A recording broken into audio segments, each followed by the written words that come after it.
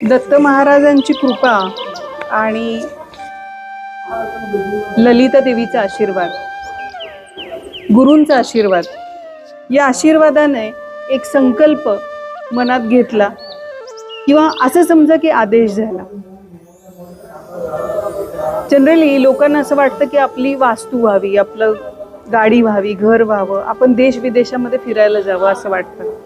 मला असं वाटलं की जिथे जिथे शक्तिपीठ आहेत त्या सर्व ठिकाणी भेट द्यावी.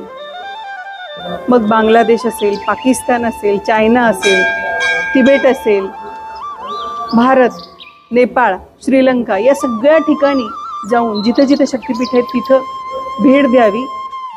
ललिता सहस्त्रनामाचं वाचन व्हावं, होम हवन व्हावं आणि देवीला 1000 विड्याची पानं वाहता यावी किंवा 1000 विडे देवीला वाहता यावेत, असा हा संकल्प मनात चालला होता.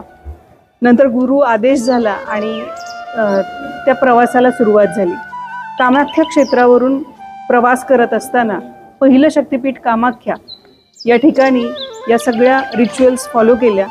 आज उग्रतारा या सुद्धा शक्तिपीठावर मी आहे, जे गुवाहाटीत स्थित आहे. आणि आता हा अखंड प्रवास 51 शक्तिपीठांचा सुरू होईल.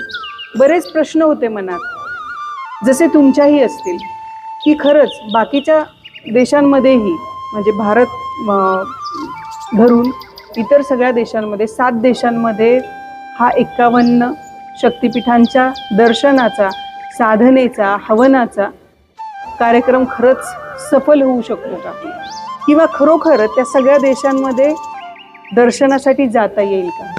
पण मनात भाव असला की सगळं होतं. आणि साक्षात ललिता सहस्त्रनाम करत असताना त्या काही विशिष्ट गोष्टींची जागृती आली आणि हा प्रवास सुरू झाला. मला खात्री आहे भगवती माझ्यासोबत आहेच. तुम्हीही वारंवार काही व्हिडिओज आणि रील्सच्या माध्यमातून या 51 शक्तिपीठांची यात्रा नक्की पाहाल. तुमच्या सगळ्यांचे आशीर्वाद या सगळ्या गोष्टींमध्ये, या सगळ्या प्रवासांमध्ये खूप गरजेचे आहेत.